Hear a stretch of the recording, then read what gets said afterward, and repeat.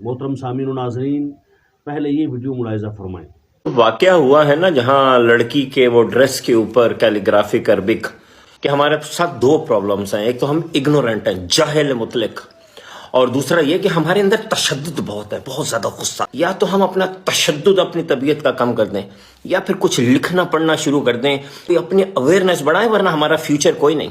अंदाज़ा लगाएं कि इसको बड़ा गुस्सा आ रहा है और क्या कह रहा है कि कैलीग्राफिक अरबिक थी और उसमें जो वाक़या हुआ ये लड़की के ड्रेस के ऊपर, तो हम तो बड़े जाहिल हैं। उलमाए किराम को बेसिकली कह रहा है, जिन लोगों ने वहाँ पर एहतजाज किया उनको कह रहा है भाई जाहिल लोग हैं और हमारे अंदर गुस्सा बहुत है, यानी इनको बड़ा गुस्सा आता है।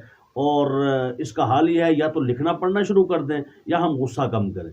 तो भाई पहली बात तो ये है कि आपको इस बात पर गुस्सा आया कि लोगों ने वहाँ एहतजाज क्यों किया उस औरत के इस कपड़ों के खिलाफ, तो आपको इस पर गुस्सा आ गया। और उर्फ़ तहज्जी की बेअदबी हो रही है, इस पर आपको गुस्सा क्यों नहीं आया, ये भी तो सोचने वाली बात है।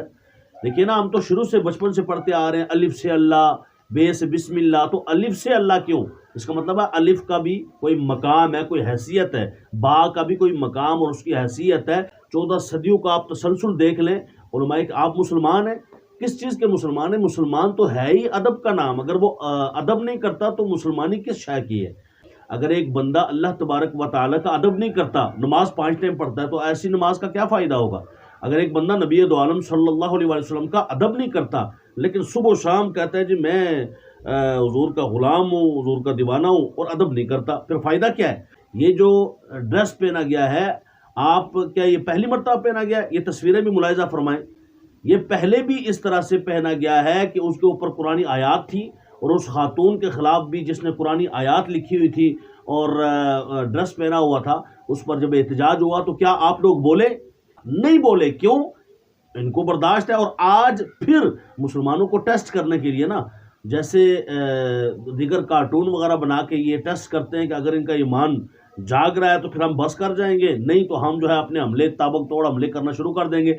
इसी तरह ये भी एक टेस्ट के तौर पर कि जनाब ये ड्रेस इनमें मुतारफ़ कराया जाए, अरबी जो कैलीग्राफी है इसके थ्रू, और फिर बाद में हम आयतें भी लिखना शुरू कर देंगे। क्या फुटबॉल के ऊपर कलमा ला इलाहा इल्लल्लाह लिखा हुआ नहीं पाया गया? उसके खिलाफ भी पूरी दुनिया में एहतजाज हुआ। तो सऊदी अरब हमारे लिए ऑथेंटिक नहीं है कि जनाब सऊदी अरब में जो होता है वो जायज़ है ना, ऐसा नहीं है। वो तो कुरान को नीचे रख लेते हैं, आप भी कुरान को नीचे रख लेते हैं। आप कहेंगे तो जी कोई मसला नहीं जी, ये भी जैसे एक आम किताब होती है, और ये किताब है भाई सिर्फ अरबी नहीं, दुनिया की जितनी लैंग्वेजेस हैं, जितनी ज़ुबानें, हर ज़ुबान के उरूफ़ तहज्जी का अदब है, ठीक है। इसलिए इन चीज़ों को मलहूज़ रखना चाहिए, और अदब पहला करीना है मोहब्बत के करीनों का। अगर आप अदब नहीं सीख सकते तो फिर हर चीज़ निकाल दी जाए। हमारे दीन, हमारा इस्लाम हमें अदब ही तो सिखाता है। देखिए एक मौलवी साहब हैं, उनकी भी सुन लें ज़रा, वो क्या कह रहे हैं। एक तो मजहबी जुनूनियों का, पागलों का तबका है जो आपने देखा इस वक्त लब्बैक या रसूलुल्लाह के नारे लगा रहा था। हर जगह ये तौहीन तलाश कर रहे हैं और मारने धरने पर आ जाते हैं, इस्लाम को बदनाम कर रहे हैं पूरी दुनिया में। अब सोचिए उस खातून का कत्ल कर दिया जाता है या मार दिया जाता, हम क्या ऐसे पाकिस्तानी दुनिया को क्या मुंह दिखाने के काबिल नहीं होते? पहले हम अब ये मौलवी साहब है, इनका नाम है मुफ्ती तारिक मसूद, और क्या कह रहा है? एक तो ये मजहबी जुनूनी है जो लब्बैक या रसूलुल्लाह का नारा लगा रहे थे, ठीक है। ये सेंसलेस है, यानी इनका दिमाग काम नहीं कर रहा। अपनी इसकी भड़के देखें और इसकी गुफ्तगू का अंदाज देखें, हर वक्त मारने के सोच रहे होते हैं, इस्लाम को बदनाम कर रहे हैं, ठीक है। सोचिए क्या मुंह दिखाते अगर वो फोत हो जाती। भाई पहली तो बात है कि फोत हो जाती तो फिर बात थी, तुमने पहले ही उनके लिए मोहब्बत के जज्बात, सुभान अल्लाह। और फिर उसके बाद मैं ये नहीं कह रहा हूँ कि उस औरत को मारना चाहिए था, बिल्कुल नहीं कह रहा ना। मैं ये कह रहा हूँ कि उसको कोई जनाब कत्ल करने के लिए मैं आपको उकसाऊँ या किसी को बात करूँ, लेकिन मैं एक बात समझाना चाह रहा हूँ, अदब बहुत ज़रूरी है। लेकिन वो एहतजाज जो कर रहे थे, वो जो बात कर रहे थे, वो 100% ठीक है। आज अगर इजाज़त दे दी जाती और आज अगर एहतजाज ना होता तो कल कुरानी आयात को भी ड्रेस पर लिखवा कर इनको शलवार बनाया जाता, नऊज़ुबिल्लाह इनको कमीज़ बनाया जाता। इसलिए जो लोगों ने किया वो एहतजाज बिल्कुल सही था। जो लोग ये सोच रहे थे कि जनाब ये ड्रेस इस किस्म का मारूफ करेंगे और ये उरूफ़ तहज्जी की बेअदबी इसी तरह होती रहेगी, आप कुछ पिक्चर ये भी देख लें। अब ये एक बंदा है जिसने अपनी शर्ट के ऊपर अलिफ बा ता सा जीम हा खा ये सारा लिखाया हुआ है। ये कैसी बेअदबी, कैसी बदतमीज़ी है। आप ड्रेस पहनेंगे और उसके ऊपर ये उरूफ़ तहज्जी लिखेंगे। अच्छा, इस तरीके से इसने ये जो बात की ना मुफ्ती तारिक मसूद ने, کہ جناب اسلام کو یہ بدنام کر رہے ہیں. لبیک یا رسول اللہ کا نعرہ لگانا یہ جنونیت ہے؟ شرم کرو، تمہیں شرم آنی چاہیے. تمہارے اندر غیرت نام کی شے ہی کوئی نہیں ہے. دین اسلام تو پہلے ہی گیا، لیکن غیرت بھی تو کوئی چیز ہوتی ہے نا، لیکن وہ بھی نہیں ہے.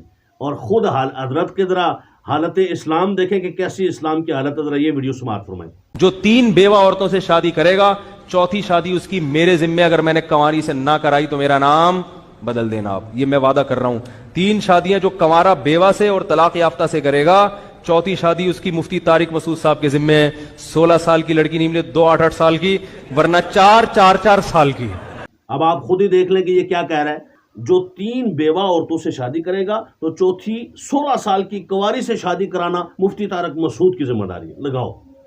اور آگے دیکھیں ذرا اس کی بغیرتی. کہتا ہے کہ اگر نہیں ملی 16 سال کی کنواری تو پھر 8 کی میری 2 بیٹیاں ہوں گی تو وہ میں شادی کرا دوں گا.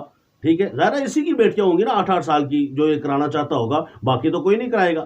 پھر کہتا ہے اگر 8 سال کی نہیں ملی تو 4 سال کی بھی چلے گی. لعنت ہے اس کے اوپر، بغیرت کے اوپر.